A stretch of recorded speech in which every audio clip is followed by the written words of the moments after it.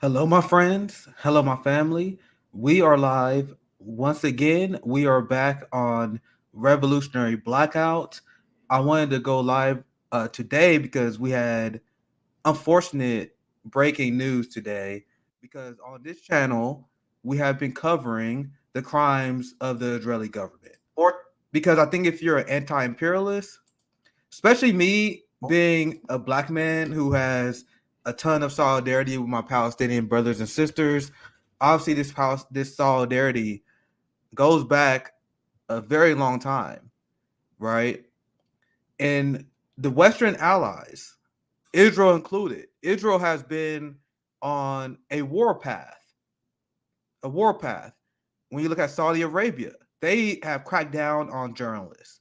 They have been uh, doubling down on their fights against human rights because they know that long as you are friendly with the United States, you can get away with whatever you want.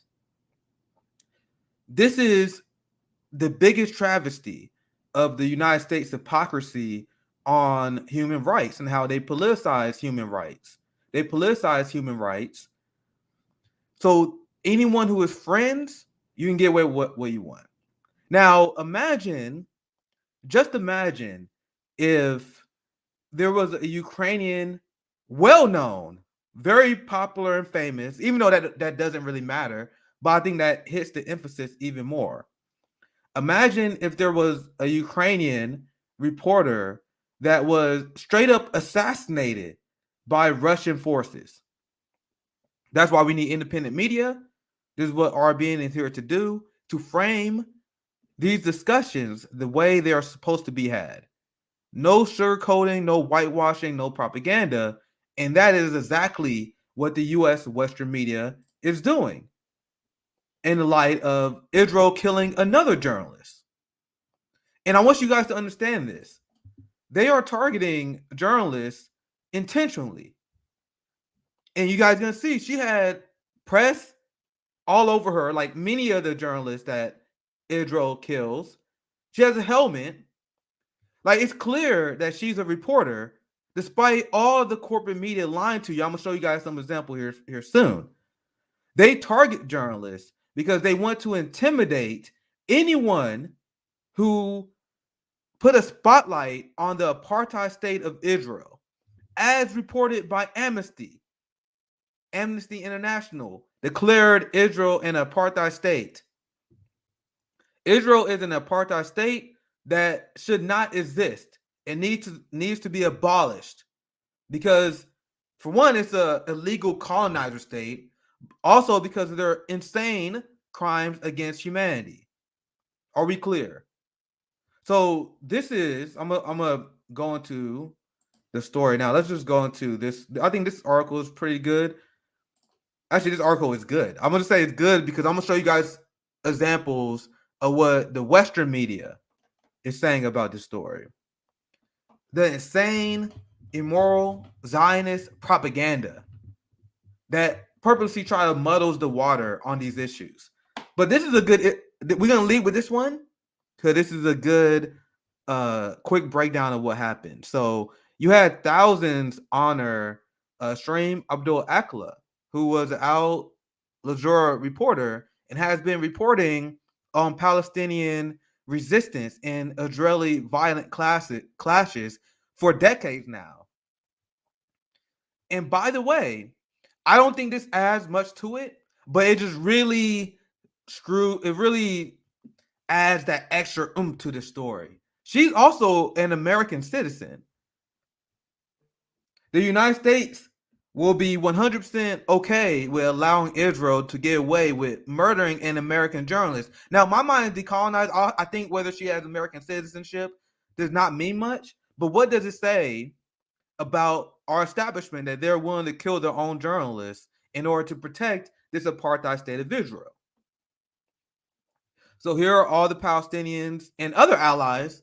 Don't want to assume they're only Palestinians. Here's the thousands that honor her because she has spent her career highlighting the crimes of Israel. So I want to emphasize this enough. This was an assassination. She was shot in the head by an Israeli sniper, despite the fact that she had a helmet on, media on. There is no, and this is what you guys gonna see. The claim that's coming from Zionists that this was some sort of fucking violent shootout between Israel and Palestinians, and then she just got caught in the crossfire. According to every single on the ground report, Palestinians are reporting this as well. Everyone who has shared their anecdotal story is saying the Israelis engaged and they assassinated her. So that's the language we're going to use. So let's go to give you guys some more details. Veteran Al Jazeera journalist Shireen Abu Akleh has been shot and killed by Israeli forces in occupied West Bank. And in preparation of this live stream, I told you guys I've been looking for a lot of news stories. I chose this one, especially when it usually comes to Israel. Al Jazeera does a good job, right? This is one of the few places you would see them just say Israel shot and killed him. And once again, I'm going to show you guys here some examples here soon. So the 51-year-old was covering an Israeli army raid on a Jenin refugee camp when she was shot in the face by a single bullet, despite wearing a press vest. But the West and Israel will have you believe that this was a oopsies. It was a oopsies. Another Palestinian journalist was wounded in the back, but is in stable condition. Shot killed both of them. Oh, based as Al Jazeera. I didn't read this part because they saying the same thing. They're saying the same thing I am. Obviously, because this is one of theirs that died, right? Al Jazeera says in a statement, Abu Akleh was assassinated in cold blood. Let's see if we can find the full statement. Hold on. I'm gonna click this. Yeah, Al Jazeera is not playing around with this. So it said it holds Israel responsible for killing in cold blood, which is exactly what they did. This is how they sum it up in this statement article here. I'll just read this first paragraph or so. In a blatant murder violating international laws and norms, the Israeli occupation forces assassinated in cold blood Al Jazeera's correspondent in Palestine, Shireen Abu Akleh, targeting her with live fire early this morning.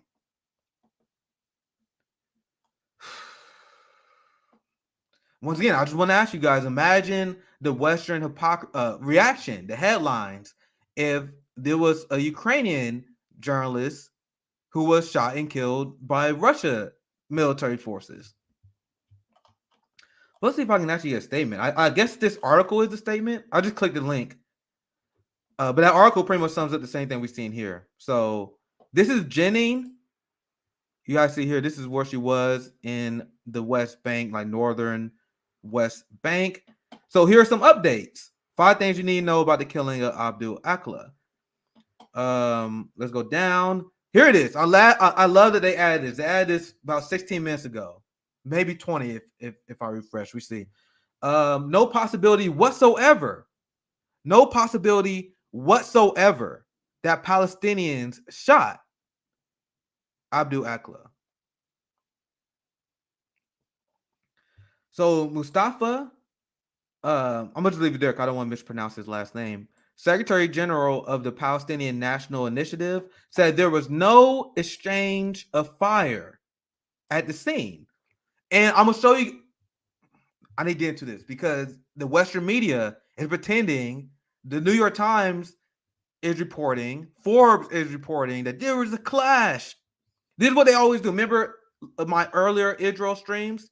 I broke this down multiple times. The way the Western media apologizes for the apartheid state of Israel, whenever they commit war crimes, whenever they brutally and violently kill or maim or injure Palestinians, including journalists, they pretend it's a clash, even though the Israelis are the offensive force. Anything that Palestinians do is in response to the offensive force of Israel because they want to purge Palestinians from Gaza. They won't purge Palestinians. That's what Naftali Bennett said. Naftali Bennett, who literally admitted, he said, we should just take the West Bank. We should take Gaza from Palestinians. Why don't we do that? Naftali Bennett is a big threat. And Israel has doubled down on their violence, on their purging of the Palestinians. Now they're going after journalists with more ruthless aggression. Got Naftali Bennett. So thanks for that. We thought, well, I knew, like, as soon as I heard Naftali Bennett, I looked into him. I knew he was going to be horrible. Benjamin Netanyahu, I had no love for. I went after him. I often said he was worse than Trump because he's an ethno-fascist as well. But by many accounts, Naftali Bennett was more extreme than Benjamin Netanyahu, which is crazy, right? But that was I wouldn't say that's the case because Benjamin Netanyahu is responsible for a ton of crimes, but Naftali Bennett just got started. And ever since he got started in Israel, things have escalated. The clashes have intensified. They started targeting Muslims in mosques in East Jerusalem. They are executing the plan that Netanyahu, at least publicly, didn't agree with. And that was Naftali Bennett will outflank Netanyahu from his right on. Let's not even pretend to have a two-state solution. Let's just fuck these Palestinians up. That's his mindset. EU called for independent investigation. And it's funny how I see a lot of different leaders calling for an independent investigation because everyone knows that Israel is going to fucking lie. Israel always investigates themselves and they always find themselves innocent. White House calls for investigation into killings. Shireen. Hopefully I'm saying these names right. I used to reading more than presenting, so she is the 12th Al Jazeera journalist to be killed on the job. That's man. And I told you guys the reason why they're doing this is to intimidate other journalists so they don't report on the war crimes in the apartheid state of Israel. You guys get that, right? And whenever these investigations happen, whenever they do these investigations, it's always the same thing. It's always this same dog and pony show. Whenever there's a crime, first you have Zionists who deny they committed the atrocity. And then they will acknowledge they committed it, but then they will blame Palestinians for causing it. Then they will investigate the cause, and they say, well, we actually was within the proper guidelines of engagement. No matter how insane it is, they always say that. After the now. Right now, they're in the now phase. I'm going to show you guys some examples. Just stay tuned here. They're in the denial phase of this. But then eventually they're going to say, oh, yeah, it happened, but we was within the proper means of engagement. That's why most people are not even calling for Israel to do it. It got to be independent. And I see here the White House is calling for investigation, but it's not independent. Let's see if I can yeah, I don't see them calling for an independent investigation, which is typical US. So let me check the comments here, and then we move on with the story. I appreciate you guys for watching. I know this is not a typical time, but I was following this story this morning. I'm like, man, I have to jump on this to spread awareness on this because I've been covering the crimes of Israel on RBN consistently. CJ said I'm the foreign policy correspondent, which I take pride in. I take pride in that. So I had to jump on. Thank you for your great comment, Sandra. And I really need to write another article. My last article was in November where I talk about how Biden was worse than he was everything I expected. And I wrote the article about the police state. I need to write another one, but I've been very busy trying to get RBN off the ground, especially considering how much we've been suppressed by YouTube. I've really been focused on that, but I got a few ideas for op-eds. I have like a few drafted up that's going to be bangers. Like I got another follow through on the police state, autopsy on Biden. So I have a lot of articles to share with you guys. I just got to finish some of them. Big shout out to my friend Didi. You guys heard her on I think our second call-in episode. We may do one tonight, maybe tomorrow. Yeah, I am surrounded by a lot of great mutuals that knows a lot on foreign policy. Also, Didi helps with like foreign policy. So big shout out to my friend Didi.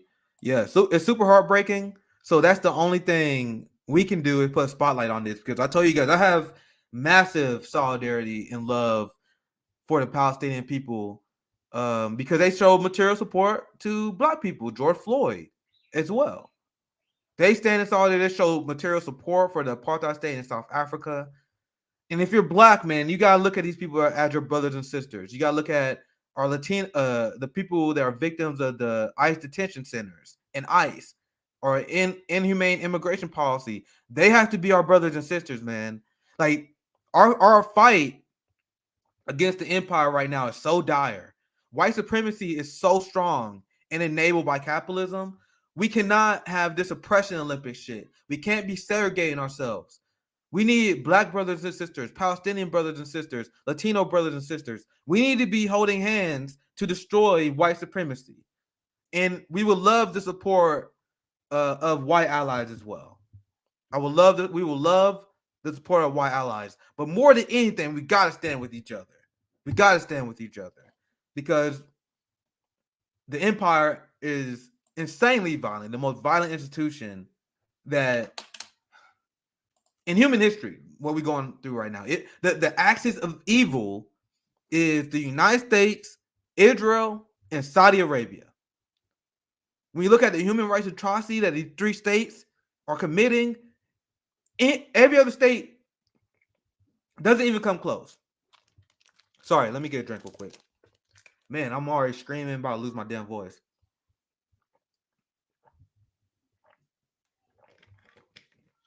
So this is we have Vijay Bashad on during our anti-imperialist summit. This was his tweet response to this horrific story. And the reason why I'm pulling up Vijay's tweet, could you see what she's wearing? Zionists would have you believe that Israel does not see the giant press, like the snipers, the people with great vision. And Israel always brag about their advanced military and their strategies, but somehow they constantly miss people who wear the press on there. It's unforgivable. And I want to keep reminding you, imagine the reaction if Russia killed a Ukrainian journalist this way. Man, hopefully my throat clears up here soon. But I'm good. I'm good now. So, all right. I'm gonna show you guys. Oh well, let me show you guys Susan Sarandon's tweet. Susan Sarandon, big friend of the show. Damn, this tweet doing numbers. Susan's tweets always do numbers, but this is particularly doing numbers. So this is what Susan Sarandon has said. We gotta be very careful about who we show, because I'm gonna show you guys the propaganda that has been surrounding the assassination of Shireen. The same way Israel always propagandized around Palestinians being murdered. So Susan says, Shireen Abu Akleh was executed with a shot to the head by Israeli snipers while wearing her helmet and bulletproof vest that said press on it. How long will we continue remaining silent while our allies kill journalists for telling inconvenient truths? And there you go. So I'm glad my tweet started getting numbers on here too. Meanwhile, no crippling sanctions. This is my response to Susan. No crippling sanctions on Israel for their war crimes. The U.S. hypocrisy on human rights enables their allies to double down on their atrocities, knowing there will be no consequences. And that is literally what Cuba was warning about. Remember how we covered the UN Human Rights Council holding a trial and kicking Russia off the Human Rights Council, while the United States and many other human rights violators are on the council? This hypocrisy hurts human rights activism in the long run. Because if you have this hypocrisy where only the people who are friendly to capitalism, people who are friendly to the United States, the people who are not victims of full spectrum dominance, They can do whatever they want. Sorry, the people, the capitalists, the U.S. allies, they can do whatever they want. Meanwhile, like, they will pretend like Russia and China is the biggest human rights violator. India voted against kicking Russia off the Human Rights Council. They have been fighting the United States in their insane, xenophobic Russian attacks. And then right after they did that, they were like, the United States is going to probe India into their human rights violations that Moody always been guilty of. But the neoliberal establishment, especially under Donald Trump and Barack Obama, was friendly with Moody. And now they didn't care about the human rights violation then when they were friendly with Moody. But now the India is turning their back on the Cold War that's going on right now. For the last time I saw, but let's see updates on that. Now they want to do a probe into human rights. Do you guys see the long-term implications of what this does if you're a human rights activist? It makes it so anyone who is on the side of the West is protected. And do you think these people who run the empires in Israel and Saudi Arabia, do you think they don't know that? They know that. The Western allies know this shield they have. This is why you've seen the Ukrainian Nazis commit countless war crimes against the Ukrainian people, including the Roman people, by tying them up to poles, painting Russian speakers' faces green because they call Russian speakers ogres. Them stripping down people, including children, and beating them. Them executing prisoners of war and videotaping it while laughing. Western Ukrainians and their Nazis, they can get away with that because they aren't on the side of the West. Now you guys see why this is dangerous? It's dangerous. So now, I know you guys have been waiting for this part. Let's get into the propaganda. I got a few links. Let me pull these up here. Oh shit, I closed one of them on accident. Let's go through. And some of these are more egregious than others, but even there's some that use small levels of propaganda. Well, where it's like lies by omissions too, right? So I'm gonna show you guys some examples here. 1 second. Here we go. Al Jazeera reporter killed by Israeli raid. Actually, this is not a bad one. Sorry, that's the wrong one. I don't think that one that bad. But here's some examples. I think people are mad at this headline because once again, it just doesn't explain that Israel, like it says, like she was killed during like an Israeli raid. No, she was shot in the head and assassinated. Apparently, she was just killed. Palestinian American Al Jazeera journalist killed in the West Bank. By who? By who? That's what the tweet says. Killed by who? They don't say. They don't say. They refuse to say it. They refuse to say what they should be saying. The Israeli forces saw a Palestinian reporter and killed them. She was shot and killed in the West Bank. So you guys understand the lie by omission here?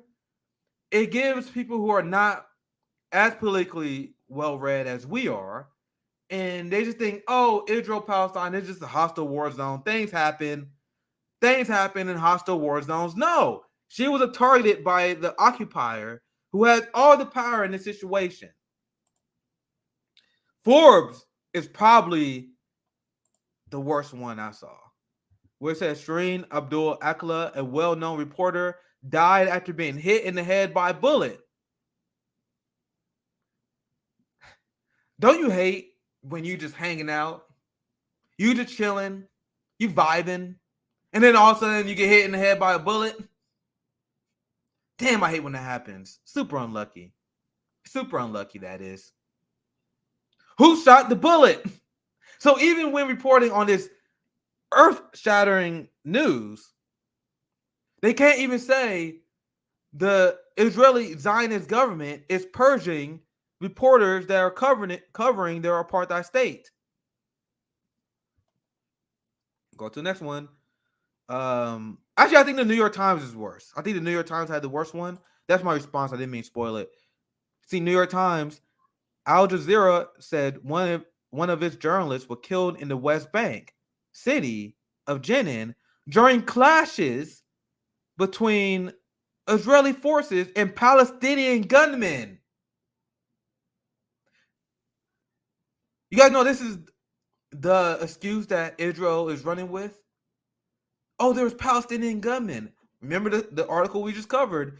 By all accounts of the people on the ground, there was no exchange of gunfire. There was a Palestinian that saw a reporter, a journalist, and they killed her in cold blood to send a message to journalists that you don't cover this shit. But New York Times is saying it's using the clashes propaganda, but then they ramp it up to the next level where they add the mythical Palestinian gunmen. And they are getting cooked for this. You got thousands of Zionists who like it, though. So let's read some responses. I had my response. I think a lot of people said better than me. Don't fall for New York Times obfuscation. The reality is this. An Israeli soldier shot journalist Shireen in the head, killing her while she was wearing her press vest. There was no clashes. This was an Israeli military raid into Jenin refugee camp, and then they want to silence any journalist who saw it. I'll just add that part to that. I like this one. I love this tweet right here where this guy has been on fire all day. I don't know that much about him, but they've been on fire. I saw a lot of their tweets today. The World Trade Center collapsed in New York City during the conflict between the U.S. forces and Al-Qaeda. Maybe we should start saying that to show these Americans how propagandized they are. This is my response. I'm trying to break the kind of dissonance and let people know that we are the most propagandized country in the world, period. So I'm constantly telling people that. This is just another example. And I said the U.S. media provides cover for Israel with these bullshit headlines. And that's sick. And we are the United States is the most propagandized country in the world. If you watch only U.S. corporate media, if you have a subscription to the New York Times, a subscription to the Washington Post, and let's say you don't pick up any news outside of those sources, you have, if that's the case, you have no idea what's happening in Israel. According to Washington Post and New York Times readers, Israel is victims of the brutal terrorism of Hamas. Israel, they want to provide for the Palestinians. They're trying their best. It's just them savages, those Palestinian savages. They can't. Israel, we have to use force because they're savages. We can't keep them in line. We can't have them live in a civil society. This is what Zionists really believe. I want you guys to understand that. Zionists really believe, in fact, many of them, there is a famous video that we show. Maybe I should dig it up, where they was talking to Israeli people about how they view the conflict. They view them as, once again, filthy savages who deserve all the force that is given to them. And that's what their allies believe by default, right? Let's see what other one here. This is another good response to New York Times. Dear New York Times, there was no clashes. Hopefully I'm saying the name correct. I'm always struggling with these names, man. I apologize for that. But Sharon was shot in the head by Israeli snipers despite wearing the press vest. There was no Palestinian gunman on the scene. It is a crime committed by Israeli soldiers, not an accidental hazard. Thank you. You guys think they don't know what they're doing, though? They know what they're doing. They know who they are misleading. So you see all these Western media platforms, and I can show you way more. Maybe let's see if we can. I'm gonna see what else people are saying before I put a bow on this segment. Let's type in Israel. I'm gonna see what some of my amazing mutuals are saying, because this is like the biggest thing among imperialists right now. I saw Richard Meadows. He got a great rant on that as well. Here's Fiorella, this friend of the show for the Convo Couch. Let's see what she had to say. Israel, with weapons funded by the U.S., can just kill journalists, kill Palestinians, and bomb Syria every other day with impunity. while the U.S. ignores their crimes and normalizes and funds fascists in Ukraine. That's based. All while making the world hate Russia. That's exactly what we were saying here too. Check out the comic code. They always do good anti-imperialist work as well. This is why my mutuals always call this shit out. My friend, Comrade Misty, Israel murders journalists. Pass it on. Ryan Knight, Israeli forces just murdered Palestinian journalist who was reporting on Israeli raid of a refugee camp. I don't ever want to hear again that Israel is a democracy.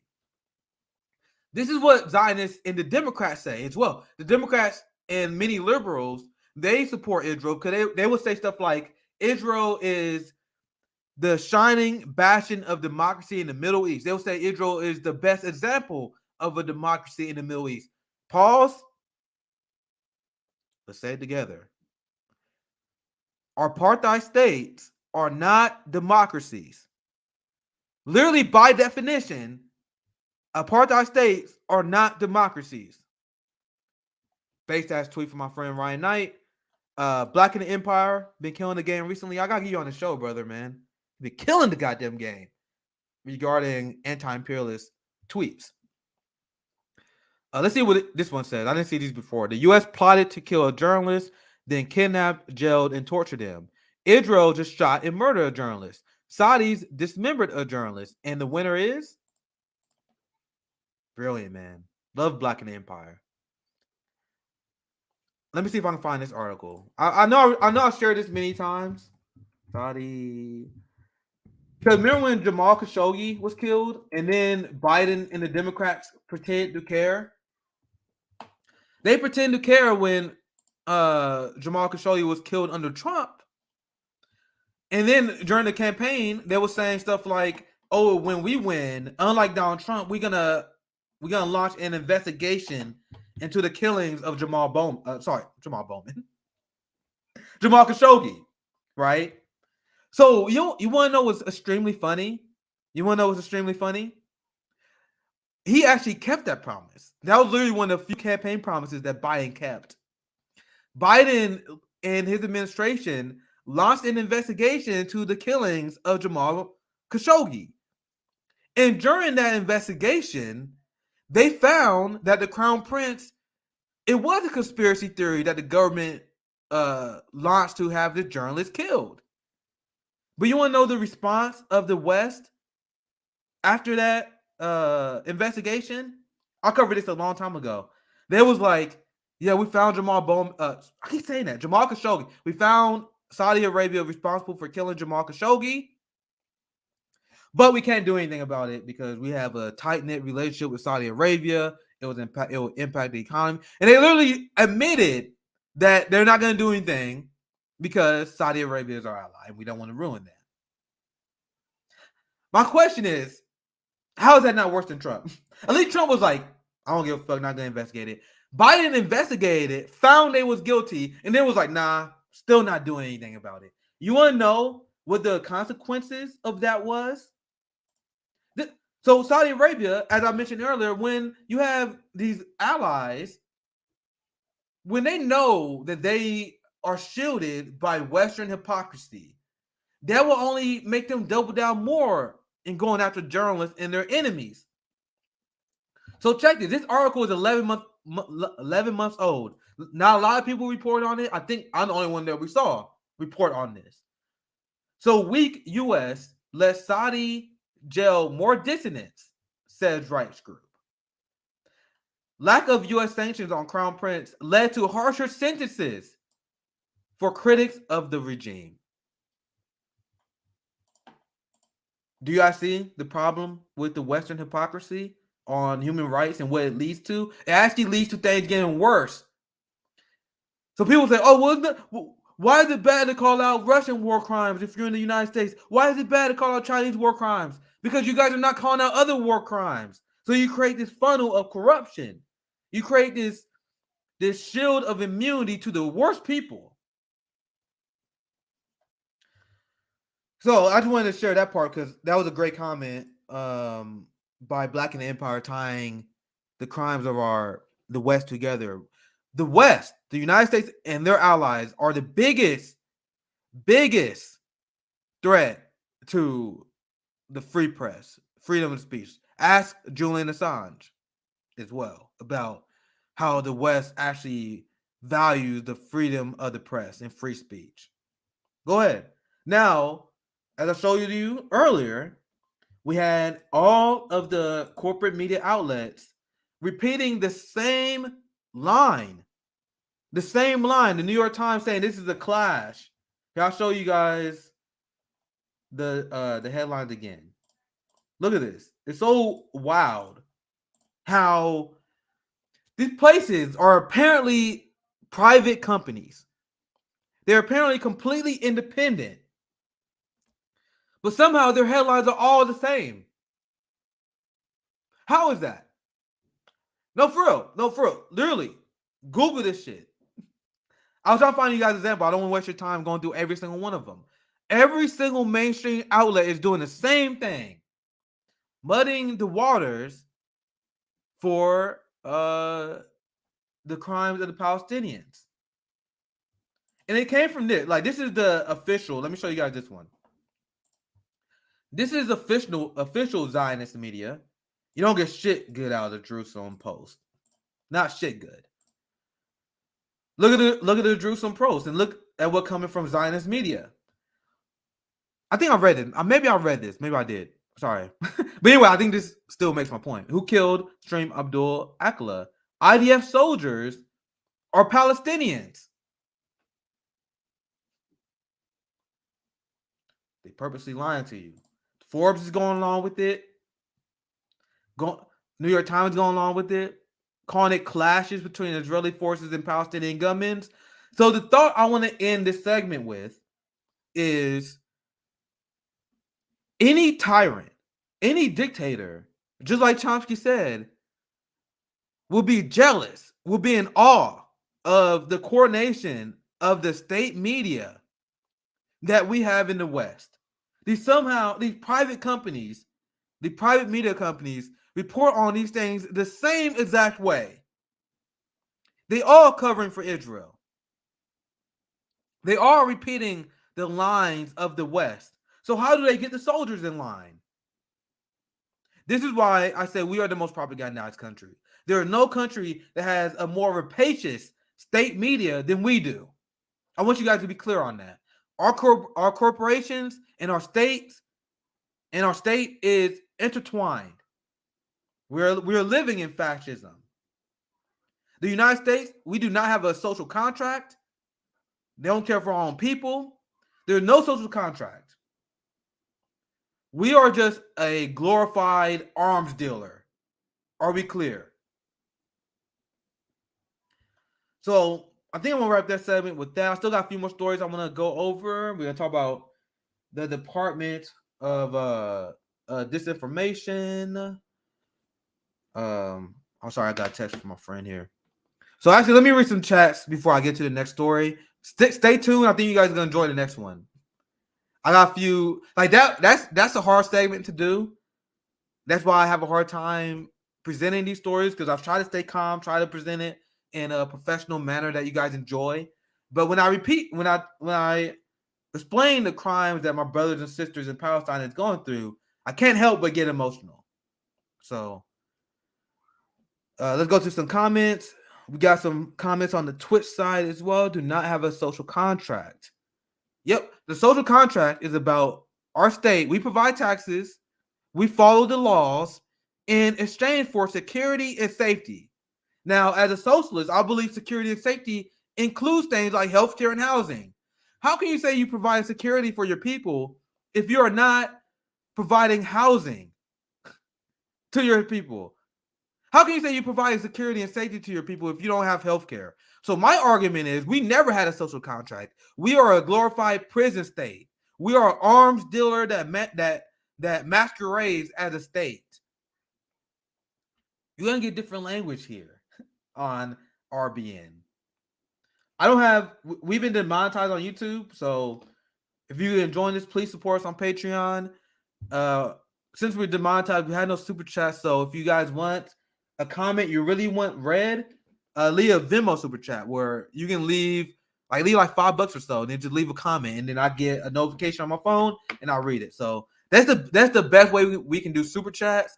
But other than that, I can try to read some comments, but it's hard to read all of them just because of the amount that come in. So let's go through a few more. Imperialism led by the U.S. imperialism is humanity's number one enemy. Absolutely. Don't apologize for being angry. I know some of you guys enjoy it, but there's some people that they prefer the button down presenter of the news, and I actually struggle doing that. I am not meant to be a broadcaster. That is for damn sure. Because I let my emotions get to me. The U.S. has a central planned system run solely for profit. Profit for the elites, not for everyday people. The U.S. provides weapons and military support for 75% of the world's dictators, monarchs, and right-wing fascist regimes. Now add Ukraine to that list. This is why I have a good time on call-in, because we used to host Twitter Spaces on Twitter, but Twitter Spaces is chaos. You got the entirety of Twitter that can join that motherfucker if they want to. So you get crazy people all the time. On call-in, it's our community. So every call-in episode thus far has been filled with a lot of great people like Professor John and a lot of people in our community. I'll speak, I'll do my monologue on call-in, and then our callers will come in and they will spit fire too. And we may not have the biggest community, but I'm damn proud of it because every single person that I see lead chat for the most part are pretty damn based. Oh man, that's a funny comment. The U.S. Is the Walmart of war crimes and human rights crimes. So let's do a few more comments, and then I had to get on to the next story. Over 80 men beheaded in Saudi Arabia only a month ago. See, I knew they was executing people. I just didn't know to the degree, right? So thank you for breaking that for me, Jade. Oh, yeah. See, Preston, you're on fire today. I'm not trying to like single out your comments, but you're on fire today. In 2014, the U.S. and Ukraine chose not to denounce Nazism at the United Nations. Yep. There's something else we reported on. The only people that refused to denounce Nazism. And you want to know who proposed that? And they constantly propose denouncing Nazism? Russia. It was Russia who put that referendum up because they have a long history of fighting Nazis. They defeated the Nazis, and following the long line of Russian traditions, they are obliterating the Azov Battalion and the Nazis in Ukraine as we speak. So let's get to some more comments. Exactly, Nick. Let's only hope Al-Jura finally exposes the Biden administration.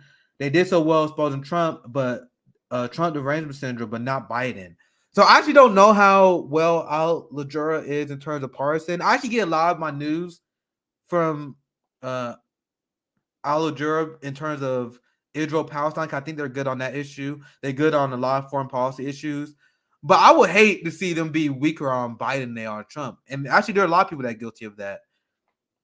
People hate us because I'm like, bro, the Democratic Party is the more effective evil. I covered. I do not buy the idea that one party is better than another. The Republican Party is not the lesser two evil of the Democrats. The Democratic Party is not the lesser two evil of the Republicans. They serve two different purposes. It just so happens to be the Democratic Party is the more effective evil, right? I reported on this yesterday with the Nick and Josana show, the Outsider View. The border industrial complex, ICE, they're hitting records amount of funding and weapons being developed at the border. The border industrial complex is booming under Joe Biden in a way that it did not boom under Donald Trump. I reported on that yesterday. Why was Israel raiding a refugee camp in the first place? Because they are ethnically cleansing Palestinians. You won't hear other people say this in corporate news, and even some independent news won't say that. But that's the plan. Look at how much Palestinian settlements have been scaled back. Then the last thing I'm gonna share, and then we get to the next story. Let me see if I can find it. Israel, Palestinian, settle. Man, hopefully I can find this because it's actually really hard if I'm searching on corporate Google to find this. Here's a good illustration. Let's see if I can make this bigger.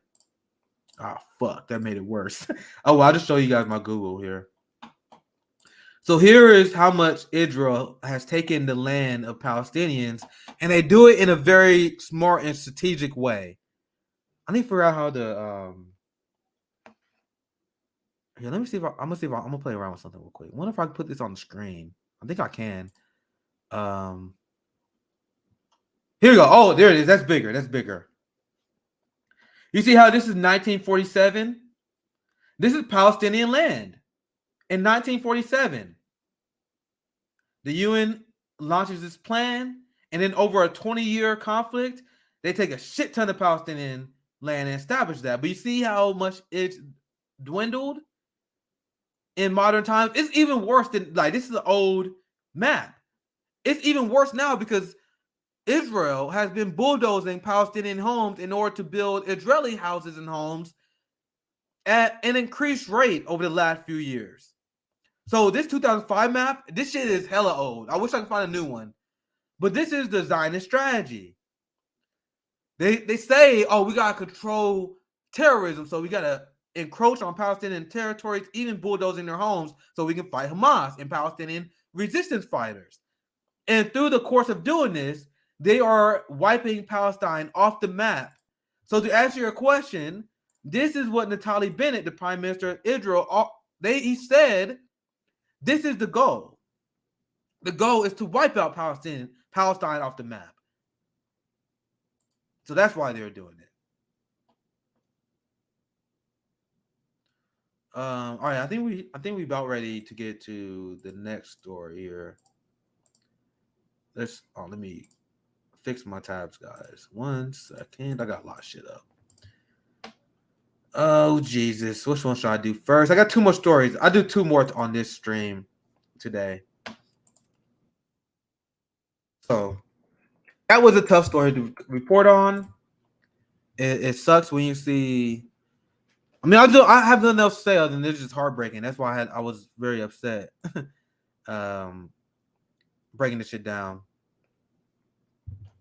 Yep, actually, you gotta keep them good comments. This friend of the show, Roxanne, thank you for this great comment. She said, how is a 2-state solution possible at this point when one state is all but gone? This is why the position of RBN is that anyone who advocates the 2-state solution, aka are shitty-ass progressives. You guys understand, every single progressive in the House and in Congress, they advocate a 2-state solution when everyone knows that is not possible.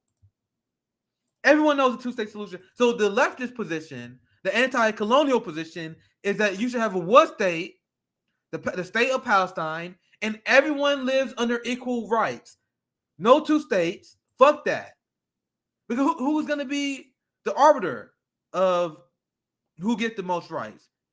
Israel claims that Palestine has tons of rights they do, but they just simply don't. We see the results of the 2-state solution, but every single progressive believes that, including Nina Turner, who it's hilarious that she lost because she lost selling out the Palestinians. This is the moment where you can't tell me shit about Nina Turner anymore. In order to win, she sold out the Palestinian people. Now, keep in mind, Israel is bulldozing Palestinian homes. They're killing their journalists. But despite all this stuff happening, Nina Turner says she pledged support for Israel and explaining that she is opposed to the boycott, sanctions, and divestment movement. I covered this before. So Nina Turner, who turns her back on disenfranchised communities in order to win, we supposed to be sad that she lost? That's what you fucking get for betraying the people who you're supposed to be defending. Anyone who is opposed to BDS, especially after this assassination of a journalist, I would say there's never any reason to oppose BDS. But anyone who opposes BDS now, that's sick. Nina Turner, throwing Palestinians under the bus, that is sick. That is sick, and that is evil, and the left have no place for that. All right. Now, for real. All right. Sorry. Let's really get to the next story. I hope you guys are enjoying this stream thus far. If you are, please leave a like, subscribe, share with your friends. Hit 17,000 subscribers.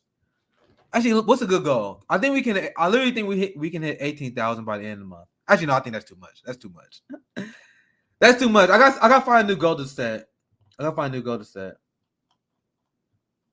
All right, so let's do the next story. This story is more fun. We're gonna rip on Nancy Pelosi.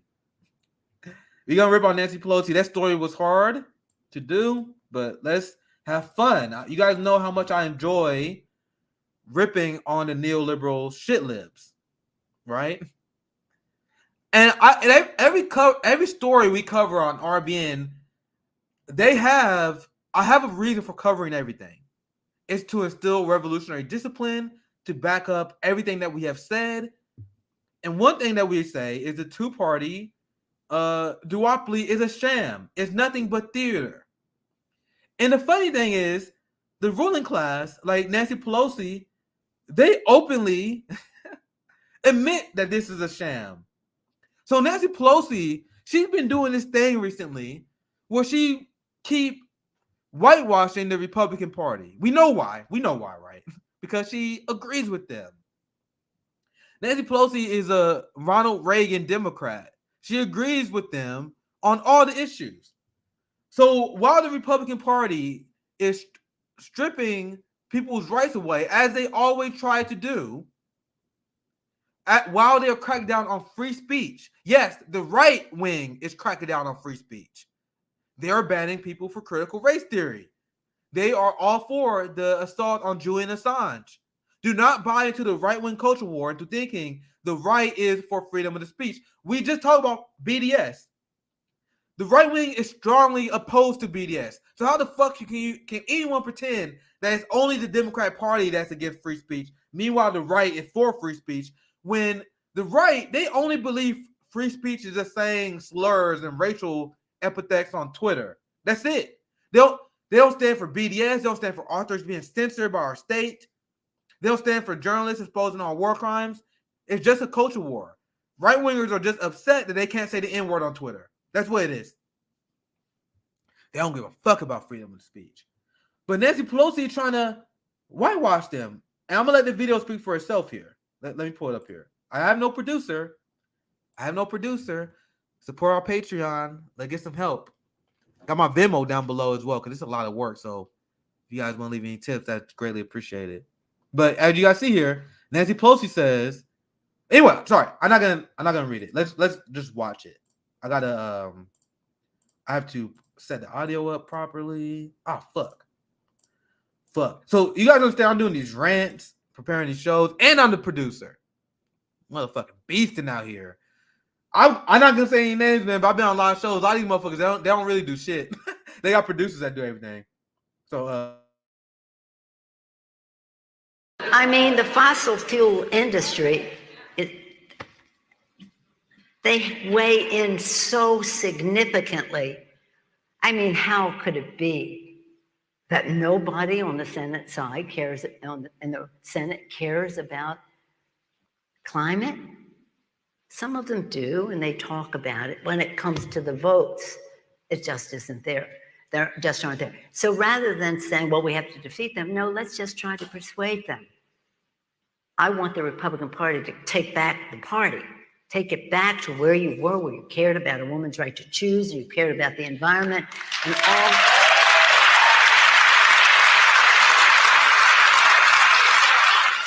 And all the great.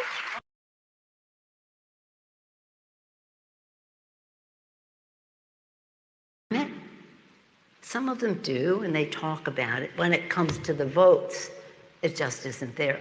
They just aren't there. So rather than saying, well, we have to defeat them, no, let's just try to persuade them. I want the Republican Party to take back the party, take it back to where you were, where you cared about a woman's right to choose, you cared about the environment, and all.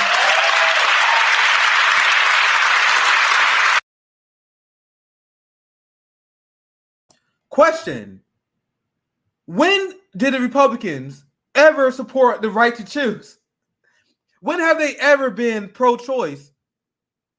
The current Republican Party, as Nancy Pelosi remembers it, was not environmentalist. There was part of the Chevron lie in the 80s and the 90s. Nancy Pelosi is 82 years old. She is speaking to people and she's completely delirious. She is creating a Republican Party that literally never existed. Never existed. And let me tell you guys something. The Republican Party, oh yeah, I see someone said the liberals will applaud for anything. Yes, that's probably the craziest part about the clip. That she said that insane shit and then she got an applause. Bro, what? When has Republicans ever been pro-choice? When has Republicans ever been this respectable party? Last time I remember, excuse me, I'm talking too damn much. Ronald Reagan lied about the AIDS epidemic. He signed off on CIA torture programs, Operation Condor, and killed many socialists in the global South. Like, Republicans, these people always been evil. And they did not lose the party. Donald Trump represents everything that Republicans love. There was a faction, and I'm going to tell you guys what really happened. The Republican Party was not taken over by the Trump wing. There was one faction. This is the George Bush, Dick Cheney faction. They are now ran by the Lincoln Project. They have the same exact values as Donald Trump. Are we clear? The same exact value. Where do they differ in terms of policy? They are upset because Donald Trump isn't a good representative of the empire. That's what it is. Some of them, honestly, no, let's be real. Let's be real. I almost fucked up. Let's be real. I was about to say some of them was upset at the mean tweets. That's not accurate. Guys, I'm telling you, the Republicans who was like, oh, Trump is the horrific, they didn't give a fuck about the mean tweets either. They don't give a fuck about the mean tweets. It was, they lost. You had the McCain faction. You have the established side who was outplayed by Donald Trump. So the Lincoln Project, they just made a calculated decision that their career could be made through the corporate Democrats. So they switched sides so they can have a career. And Lincoln Project made like $80 million in donations last election, pretending to be anti-Trump Republicans. Do you guys know that Donald Trump got more Republican support in 2020 than in 2016? Got more Republican support than George Bush did. So the Republican voters and the people who vote conservatives, they're like, motherfucker, we didn't go nowhere. It was just the Lincoln Project grifters who they lost their place in the party because Trump took that shit over and they wanted to be the main people who profit. So they ran to the Democrats and the Democrats welcomed them with open arms. So my point is, the Republican Party was never lost. They never support abortion like Nancy Pelosi is saying. And you guys understand, this is the third time this year. This is the third time this year that Nancy Pelosi said this shit. She says this all the time. We should have a strong Republican Party. No, I want that motherfucker weak. I want a weak Republican Party and a weak Democrat Party so the proletariat can take over. Nancy Pelosi wants a strong Republican Party because a strong Republican Party keeps the Overton window to the right. A strong Republican Party wins, and that will give the Democrat Party an excuse for not doing shit. You guys see how horrific this is going for the Democrat Party. Now they don't have any excuses. They control the Senate and the Congress. They control all branches of government. Well, except the Supreme Court. But in terms of legislative branches, they control all of them. So now people know that. So now the Democrat Party, there has been a massive Dem exit. Joe Biden is one of the most unpopular presidents in modern history. No, he is the most unpopular. Let me correct myself. He is the most unpopular president in modern American history. Because people see what happens when the Democrat Party take control. And this is what terrifies Nancy Pelosi. This terrifies her because people will see that they're full of shit. And now people may start thinking about other options. For the very first time, Gallup polls show that 50% of voters are independent. There are a lot of people who are fucking done. They just don't have a solid, powerful option that they know of because of media blackouts as well. This is why we need to start working towards third parties right now. Start building that. Now, don't get one of the reasons why Nancy Pelosi wants a strong right-wing party is because I think you guys all know this. This is pretty obvious to you guys. But Nancy Pelosi is a right-winger who want nothing more than to see the success of the Republican parties. She would want nothing more than to see the Republicans successful in their class war against the American people. She would love nothing more than to see the Republican Party expand U.S. empire and bomb more brown people. Hell, Nancy Pelosi is helping Henry Saylor defeat Jessica Cisneros because Jessica Cisneros is to the left of the Democratic Party. So she is campaigning with a pro-abortion Democrat. Sorry. An anti-choice Democrat. I fucked up. So you see, this is the headline. With abortion rights under attack, Nancy Pelosi is siding with an anti-abortion Democrat. I would call it anti-choice. I think these words matter. I'll try to get better at this stuff. One of my female comrades were telling me, like, don't, because I think one of my friends are like, I'll call them pro-life. She's like, don't call them that. They're anti-choice. And they're right.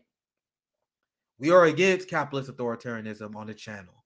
We're not just the people who just join the right-wing culture war and pretend that only one side is authoritarian. Both sides are authoritarian. There's nothing more authoritarian than telling people how they can plan their family.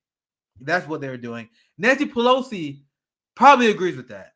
And when you look at the fact that they didn't codify Roe v. Wade, the fact they was using this as a way to fundraise, it makes me really believe that they don't support this shit. And Nancy Pelosi, I'll never forget this one either.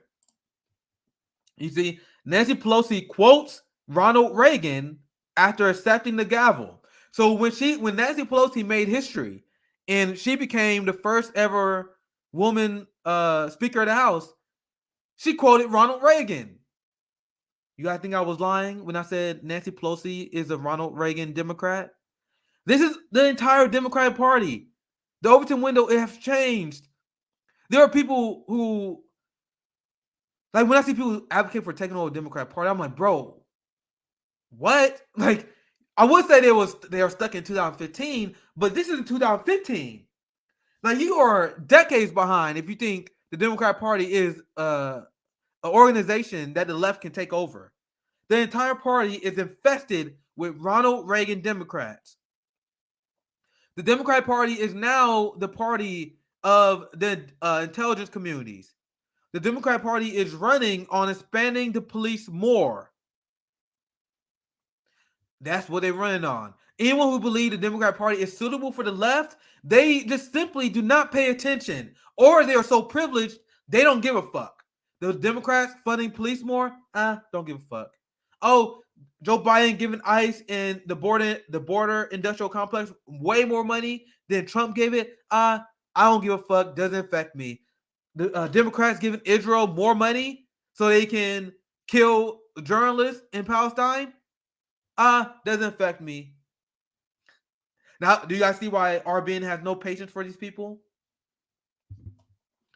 Last one on Nancy. Nancy Pelosi says Democrats' focus on abortion access is hurting the party. Do you believe anything these people say? Also, I didn't even have my screen shared. Fuck. Well, I hope you guys know what I was talking about. I don't think I had my screen shared the whole damn time. I have no producer. I hope you guys enjoyed that rant either way. I meant to have this shit pulled up. I don't think I did. But I think I did a good job breaking it down. So this is what I was referring to earlier. Speaker Pelosi quotes Ronald Reagan. And then there's this one. Nancy Pelosi said Democrats' focus on abortion is hurting the party.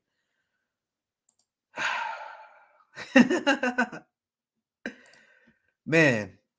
Someone said fell. Sorry, man. God damn. You guys are ruthless. So you guys see that's the headlines I will quote. I like to at least show my work. So as the Republican Party is cracking down on their authoritarianism, they're stripping families their rights to plan. You got them cracking down on BDS, cracking down on critical race theory, but the party of Democrats is to provide more security for the Supreme Court because Nancy Pelosi agrees with the right. What other conclusion can I make when you hear Nancy Pelosi said the focus of the Democrats should not be abortion access? That's because she agreed with them.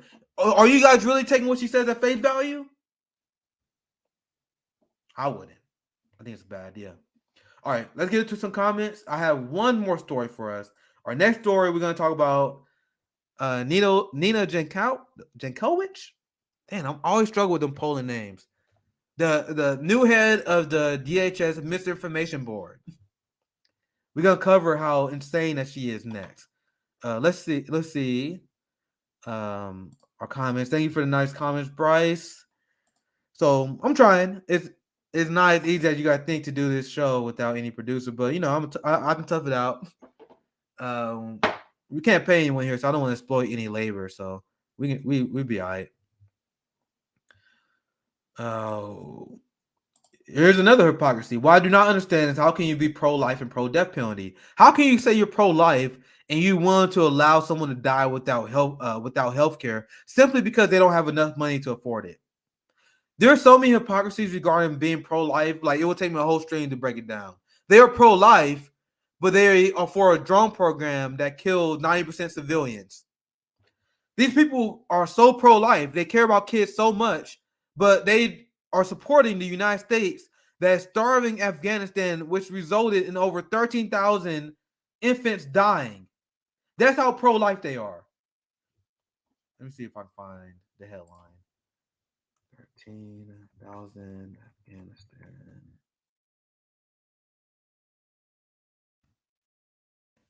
I like to show my work. Let me show you guys this. The right-wing Republicans support this. Since January, some 13,000 newborns died from malnutrition, hunger-related diseases. Where are the pro-life activists who cares about the sanctity of children on this? Dead silent. I didn't see a Tucker Carlson segment on this. I didn't see Sean Hannity talk about this. I don't see none of the right-wing cultural warriors say, oh my God, I'm pro-life. Every child deserves a right to live. We got to end. Joe Biden released the funds of people in Afghanistan.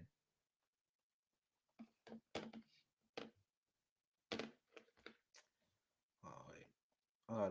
This is my...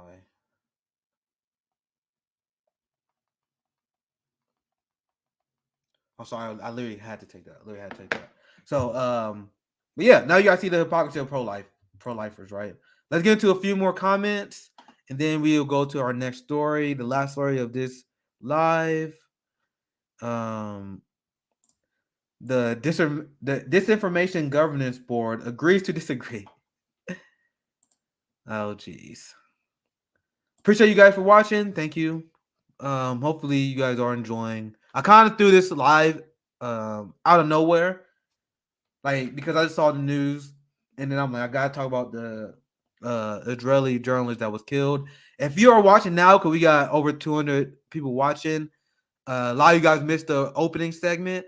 We allow you to rewind on our stream. So if you're watching, you want to see me cover Israel assassinating one of the most prominent Palestinian journalists, just rewind the stream. I'll cover that first. So, damn, it's really hard when we don't have super chats because there's so many damn comments, man.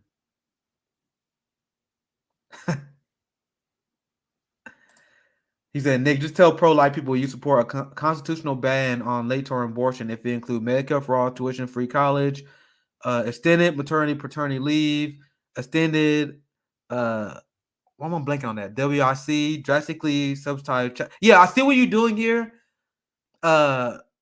actually providing a real social safety net, a real welfare state where we take care of the welfare of our citizens. I will ask for more, though. I will ask for more. But yeah, I think that's a good idea because I don't think most people agree with late-term abortions in the first place, right? I'm not a fucking scientist. I'm not, especially as a guy. I'm not here to fucking tell people what the hell they can do. On this issue, I just listen to the scientists, and from what I've seen, all the abortions that we approve of was when it's literally not life. It's literally just a cluster of cells. And even if it was, who gives a fuck? The government don't have any right to tell people how they should plan their family. Period. I'm against authoritarianism. I'm against capitalist authoritarianism in all its forms. So even if you was to make an argument, I don't give a fuck about your arguments. I don't give a fuck about your Bible. I don't give a fuck about your theocracy.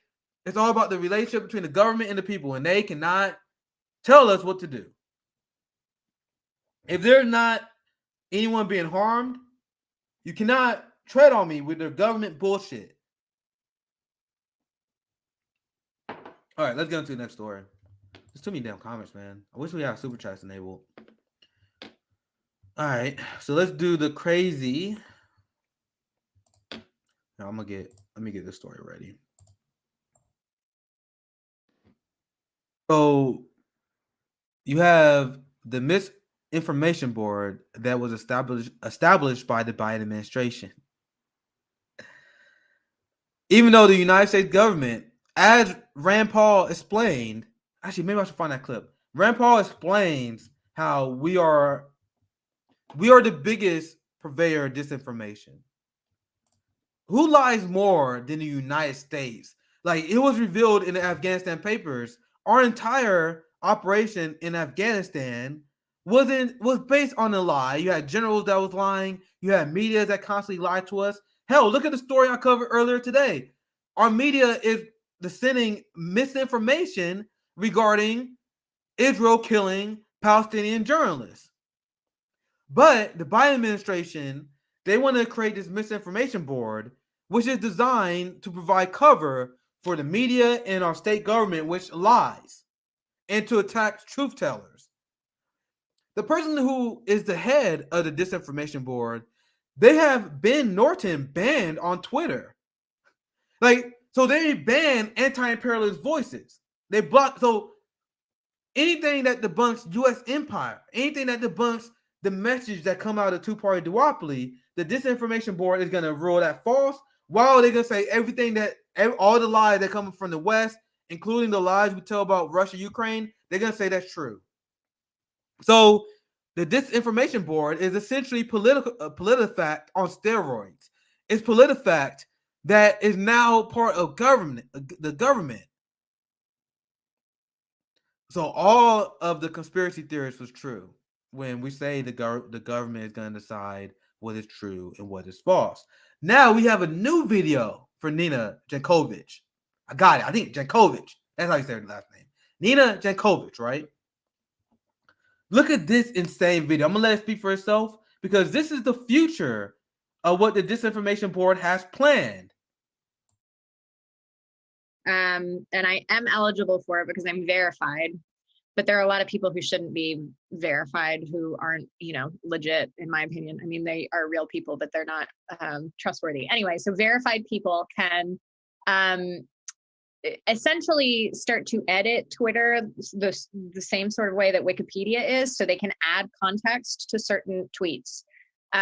So just as a easy example, not from any political standpoint, if President Trump were still on Twitter and tweeted a claim about voter fraud, someone could add context from one of the 60 lawsuits that went through the court, or something that an election official in one of the states said, perhaps your own Secretary of State and his news conferences, something like that. Adding context so that people have a fuller picture rather than just an individual claim on a tweet.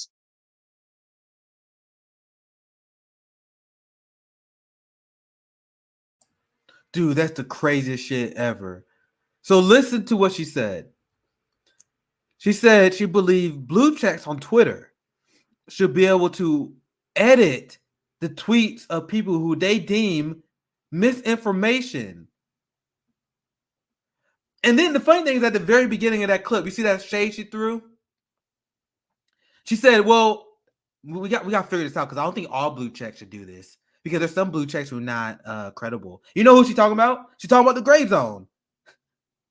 She's talking about the gray zone, because I told you she blocked by Ben Norton. Ben Norton tweeted about it. There are a lot of anti-imperialist voices who are blocked by Nina Jankovic. She pushed Russiagate, even though Russiagate was false. So imagine this system being implemented, and you have people who are telling the truth. And like, for example, we are telling the truth about the conflict in Ukraine, Russia, and the United States is denying their involvement in the 2014 coup. And everyone who brings up the 2014 coup and the Eastern Russians who was bombed and shelled, that was financed by the West, by Western Ukrainian Nazis, they call that disinformation. So imagine if I have a banger tweet that is exposing the crimes of the U.S. empire. According to what Nina Jankovic wants, she wants the disinformation board to be able to edit these messages to be more pro-establishment friendly. Do you understand how crazy this is? This is insane. Look at this. This is what my friend Comrade Missy said. Wait, hold up. Oh, I thought I took my follow away. I'm like, what the fuck? But she said, this bench must be stopped. Hello? This is fucking nuts. Are you all even paying attention? Now, this is how Disclose reported on it. Biden, new disinformation czar, wants trustworthy, verified people like her. And I'm playing the clip again, where she throws shade at people who are verified, who are anti-imperialist voices, because there are plenty anti-imperialist voices, anti-capitalist voices that somehow got verified. I will never get verified. I literally got, where am I at? I got 74,000 followers. I use my real picture. I literally got a fucking network. I'm not verified. I never will be verified, right? But somehow there's still people who get verified, and then she's like, not them. They're not repeating the approved state narrative, so they shouldn't be able to edit tweets. According what she's proposing a small cabal of people who is quite literally the Ministry of Truth. So not only will they be cracking down on disinformation, they will actually edit anyone who tells the truth. So let's watch the video again, because I want you guys to grasp in full how crazy this is. And then I want you guys to catch the shade she throws at the beginning towards people who are verified. I think Jimmy is someone who's verified as well. Like, they hate the fact that people like Jimmy Dore is verified, right? So let's watch it. Let's watch this again.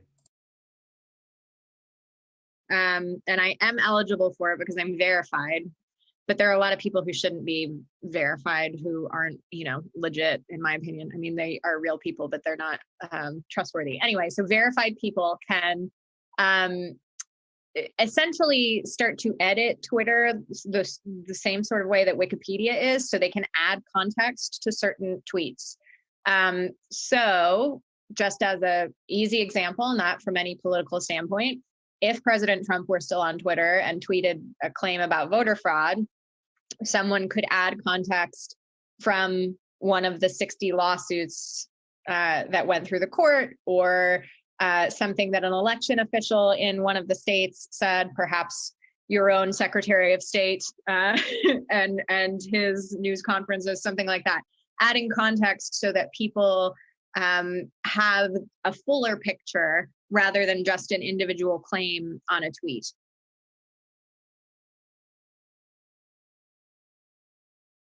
You guys see how she used Trump as an example? Not the many lies that the Biden administration tells. Not the lie that the Biden administration told. Remember when Jen Psaki came out and was like, rising gas prices is due to Putin's price hike, not corporate greed, not this unnecessary war that you guys are waging. It's because of Putin. So, according to her, that's okay. But she bring up Trump. And the reason why I bring this up is because this is very terrifying. We have this group, we have this misinformation board that is a partisan acting group. Nina Jankovic pushed Russiagate. She is a partisan actor acting as a non-biased discerner of the truth. Now, my question for you guys is, think about what this precedent said. Even if you're not as terrified of these shit lips as I am, I think these people are some of the most evil and terrifying people on the planet. But think about, bro, do you think this shit is going to go away? Donald Trump, according to a poll I just saw today, Trump is beating Biden by like 15 points in 2024 early matchups.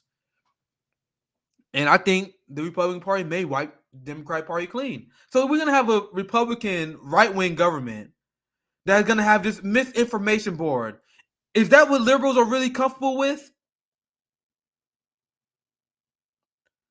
To have the biggest liars decide who's trustworthy? That's insane. Now, I'm going to show you how Nina Jankovic is the worst kind of partisan actor. So it was revealed that all the stories about Hunter Biden laptop was proven true. Hunter Biden took a job at, what is it, like an oil company board, where he got paid $80,000 a month despite having no expertise, no previous experience into managing such an industry. But he's on the board. But liberals will have you believe, oh, this is normal, man. People sit on boards. Nothing corrupt about that. Look at what Nina had to say regarding the corruption of Hunter Biden and his son. Look at this. The accusation is that Hunter Biden, in serving on the board of a Ukrainian company, which, you know, he is allowed to do, he was not the only foreign expert serving on the board of a Ukrainian company, was involved in some corrupt behavior of that company. This company has been investigated for a long time. Burisma is the name of the company. There's never been any indication that Hunter Biden was involved in anything untoward. They investigated themselves. They launched an investigation into themselves and found, oh, there's no corruption here. Joe Biden is sending $40 billion to Ukraine.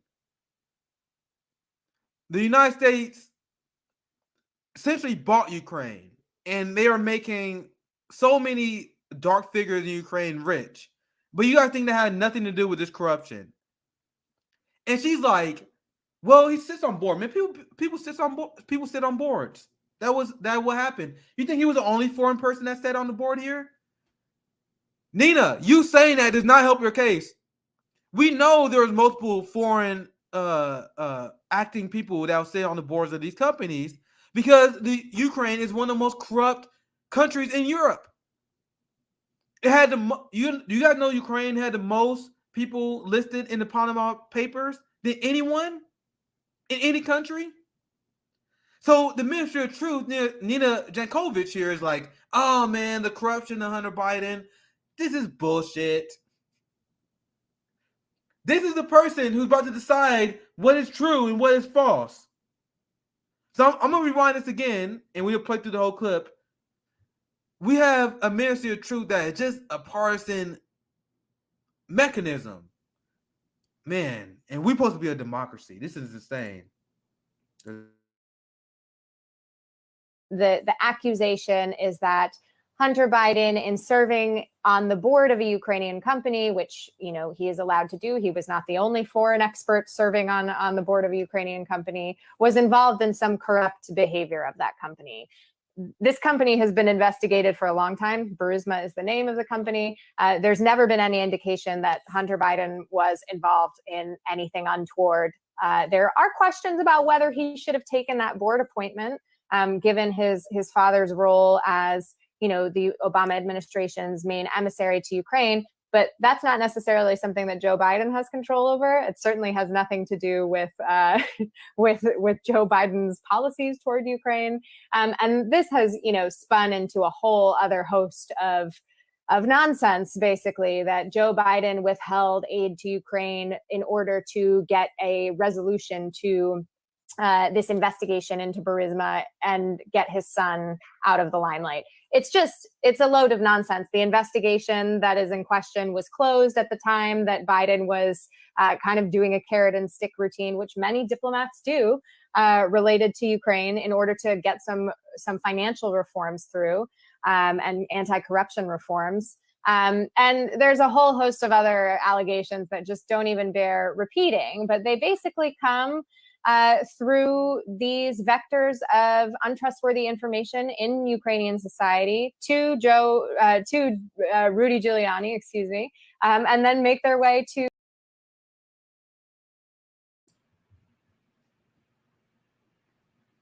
So it's proven. This shows that this disinformation board, it will only exist to shield the ruling class from the proletariat calling them out for corrupt. She's essentially saying, "Oh, and this corruption has nothing to do with Biden." She knows how corruption works. She's trying to convince you that this shit is not corruption. This is the person who's going to be in charge of the truth in this country. We are the most propagandized country in the world. Everything the United States says has the goal of serving U.S. empire and only U.S. empire, not the truth. Not the truth. And I'm going to show you guys this last clip because you have people in the ruling class who just openly admit this, how they take pride and they think it's 100% right to propagandize the American people, right? So I'm not interested in seeing this because I know that this disinformation board is not going to go after these people. But I'm going to show you guys this clip of some guy who, and I love when members of the ruling class does this. They get too comfortable. They be at their summits. They be at their rich people summit, and they be talking shit about how they took it. They be bragging about how they took over the world, and then they accidentally say the quiet part out loud. So I'm gonna show you this clip of this guy who he calls himself the chief propagandist, and he admits that the United States government. Hold on, let me fix this here real quick. He admits the United States government, they take pride in the propaganda that they put on their civilians, and they are proud of it. So let's check this out. I think the video speaks for itself. Oh, you'll be the last question, but I just want to weigh in on that for 1 second. So there's another word for master narratives. It's called history. Basically, every country creates their own narrative story. And you know, my old job at the State Department was what people used to joke as the chief propagandist job. We haven't talked about propaganda. Propaganda, I'm not against propaganda. Every country does it, and they have to do it to their own population. And I don't necessarily think it's that awful. And this idea of a Bro, did y'all just hear what he said? Oh wait, some of you guys said turn it up. I'm gonna see if I can turn it up a little bit. But you guys see what he said? I'm gonna play the first 30 seconds again. This is one of them guy. I think this is the guy, Richard Stengel. He's political analyst at MSNBC, former Secretary of State in the Obama administration. So I'm gonna try to turn this up as loud as I can. Unfortunately, I think this video is pretty quiet. But yeah, I'm gonna play it 30 seconds again because this is insane that they just say this and they admit this. So hold on, let's get into it. And you know, my old job. So you'll be the last question, but I just want to weigh in on that for 1 second. So there's another word for master narratives. It's called history. Basically, every country creates their own narrative story. And you know, my old job at the State Department was what people used to joke as the chief propagandist job. We haven't talked about propaganda. Propaganda, I'm not against propaganda. Every country does it, and they have to do it to their own population. And I don't necessarily think it's that awful. And this idea of a news cartel. I mean, I was editor of Time in 2012 during that election, and I remember, you know, you're competing against cartels and everybody. I remember being on a panel with the then editor of the New York Times, who said it's really hard to break through these days. This is the editor of the New York Times saying it's hard to break through. I wanted to jump off the platform. Like, what's it like for the rest of everybody? So, I mean, there are cartels, but cartels don't have hegemony like they used to. The gentleman right there, last question. I don't think you want to in terms of understanding what happened in the world. Because what is happening in America is what the United States flipped on the global south and in the third world, which we live with for many, many years in terms of a master narrative that was and still is propaganda. You know what? I hate last questions. Don't you? I usually just want to end something before the last question. But at any rate, I want to thank this fantastic panel here today.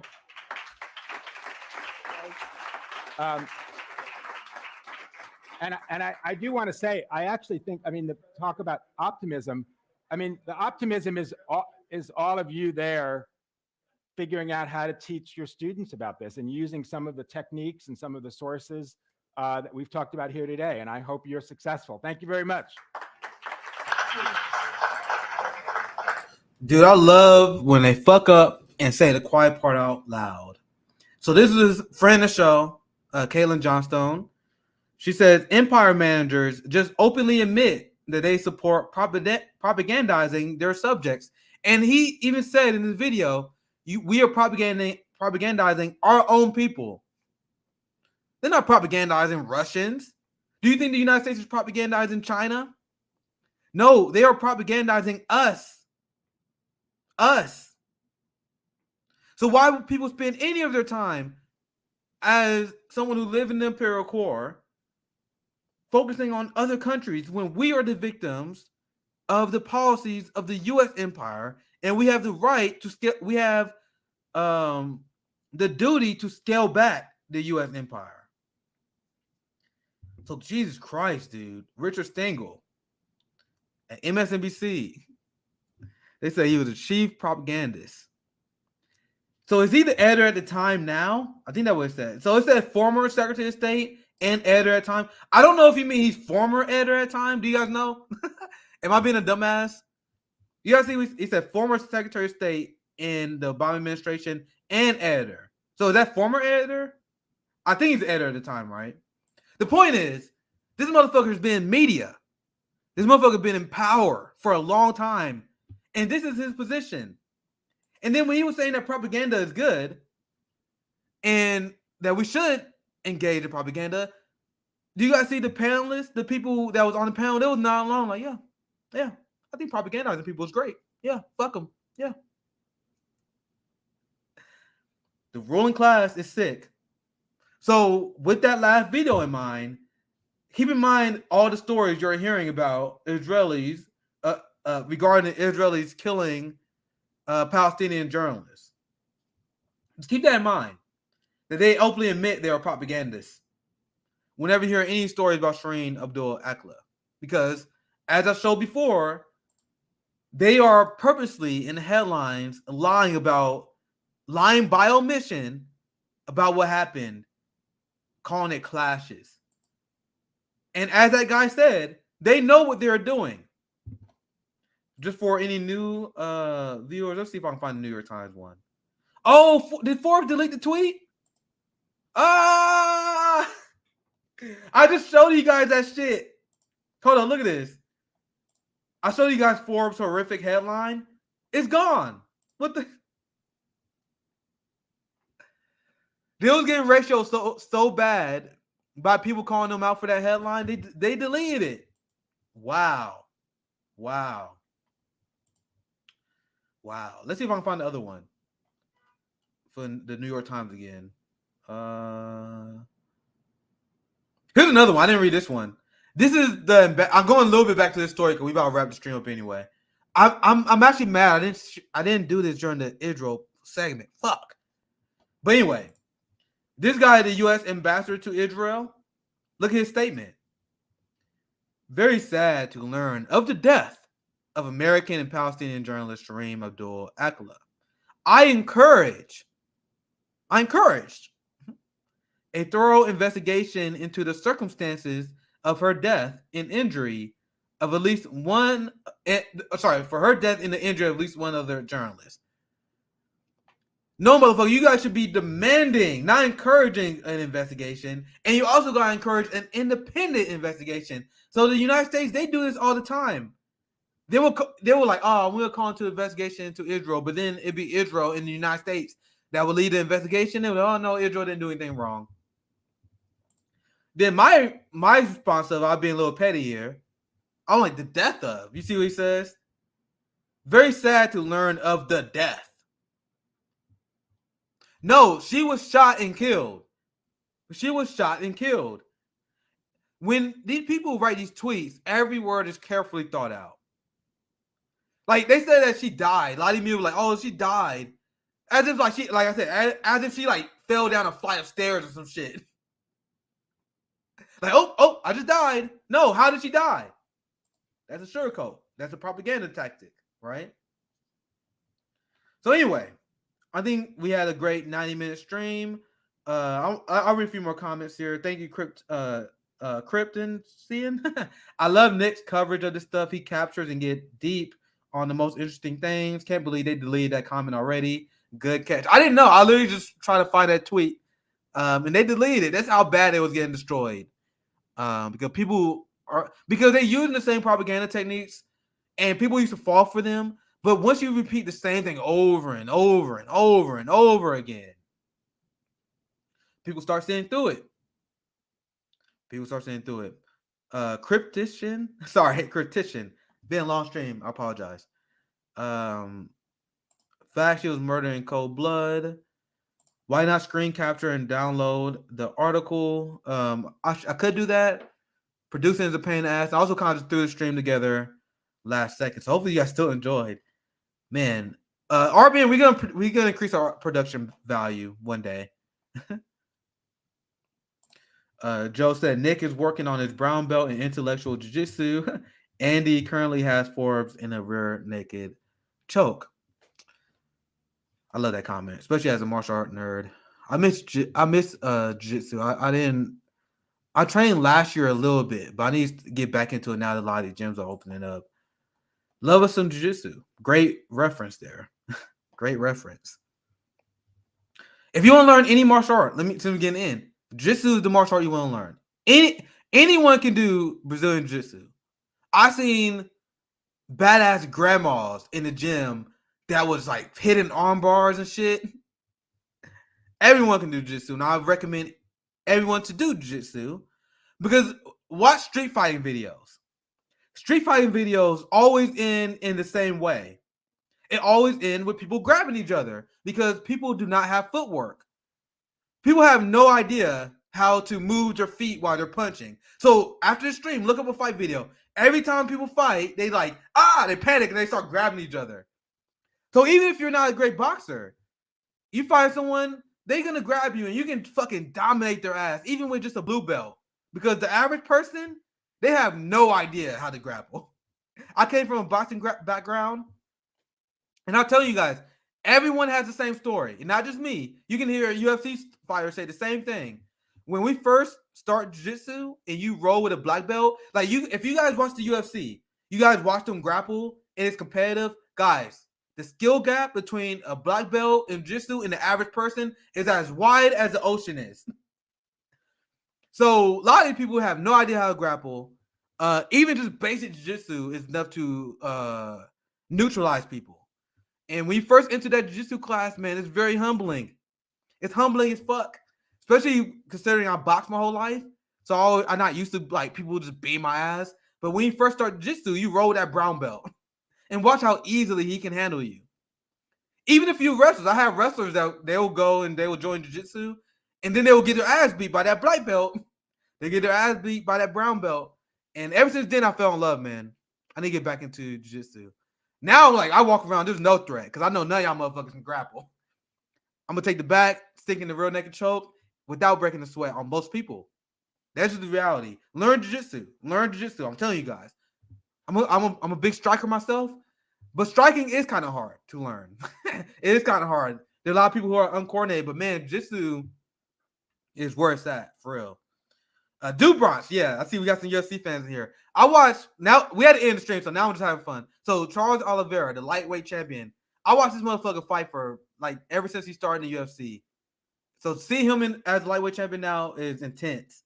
I watched him. I remember when you guys asked me about Frankie Edgar. Like Charles Oliveira had like one of the hardest schedules ever. Started out in the UFC at 20 years old, and now he's a dominant lightweight champion because his jiu-jitsu is so good. Yeah. So one of these days, I'm gonna. You know what's tragic? I had an entire YouTube page that had my sparring videos on it. I tweeted out a few of my sparring videos, but that shit was hacked. So I lost my account. I'm gonna show you guys. So I'm gonna get some more sparring videos because I've been doing martial arts my whole life. So I used to spar with pros. You want to see this? This shit is devastating. I used to post sparring videos all the time. Back when I used to box people up. This is one of my sparring videos. This is an old martial art website where we used to talk about training techniques. You see training discussion. This is November 2011. I had this video. I had like 2 videos of me sparring with pros, and I was doing great. You can even see people was commenting. Like I really wish I had evidence to prove, but unfortunately, you see this video is unavailable. My channel got hacked, and this shit is not available no more. And this shit pisses me off so much. But anyway, it's all good. It's all good. I'll make new videos. But anyway, what's the dominant martial art regimen? All martial arts are good. It depends on how you implement them. Well, I wouldn't say all, but most of the established ones, most of the established martial arts, like jiu-jitsu, boxing, Muay Thai, Sambo, these things are great martial arts. It just depends how you implement them. How many of the martial arts you have, how can you implement it with your style? That's what matters the most. I don't like especially after seeing MMA. I've been watching ever since like the old school UFC days, guys. I remember back when it really was style matchups. Like you would have a karate guy fight a jiu-jitsu guy, all this stuff. But after watching the sport for years and decades, you realize like, oh, it's just all about how you implement the martial art. Now you do have to be well-rounded. You can't be a striker without knowing how to grapple. You can't be a grappler without knowing how to strike. But if you can combine things like jiu-jitsu and Muay Thai like I did, I'm not saying you're gonna be a pro fighter, man, but I'm not walking around the streets nervous. I be seeing them Proud Boy fights when they attack lefties. I'm like, bro, I wish you fucking would. Oh man. But maybe I'll turn my SocialistMMA YouTube channel that I haven't posted on in months. Maybe I would turn that to an MMA channel because I do have ambitions to train again. Maybe even take a pro fight. We see. But anyway, thank you guys for watching, my friends. The last 15 minutes, I like to riff and have fun with you guys. So hopefully you guys enjoyed the stream. I have the link to our Patreon in the description. So please support the show. I'm producing alone, as you guys see, because we can't afford to pay ourselves. We have been demonetized on YouTube. So the more support we get on Patreon, the more great content we can provide for you guys. I can provide more on-the-ground reporting like I did at the Casey Tenets Union rally that I reported on the Nick and CJ show. Like, if we get more Patreon supports, we can really hit the ground and travel, do national tour for the poor. Like, these kind of stuff, we want to be a true proletariat network. So as we get more support, more funding via Patreon, we'll be able to travel. And me and CJ, we even talk about helping workers organize. Like, how about, like, as a network, like, let's help Walmart workers organize. Let's help McDonald's workers organize. This is the kind of stuff we talk about in our meetings, man. Like, this is the kind of stuff we want. This is the kind of shit we think a left media network should be doing. And that's the future of RBN. So imagine us with 100,000 subscribers and the kind of backing you see from other giant networks. Man, we could really start a pro-worker movement and help people unionize. And we had that conversation. We really want to help Walmart workers, McDonald's workers, and all this stuff unionize and join this fight. So support us on Patreon so we can continue this work, so we can have a true proletariat network. That's my pitch. Thank you guys for watching. All our content is free. All the Patreon support is just solidarity. That's all it is. So don't have to be a lot. Even $3-5 is good for supporting the channel. So yeah, Ali, this is last great comment. Muhammad Ali will always be the GOAT. 100% agree for many reasons. I don't want to go on the rant, man. I can talk about Muhammad Ali all day. I end it there. Thank you guys for watching. Have a great rest of your day. Thank you guys.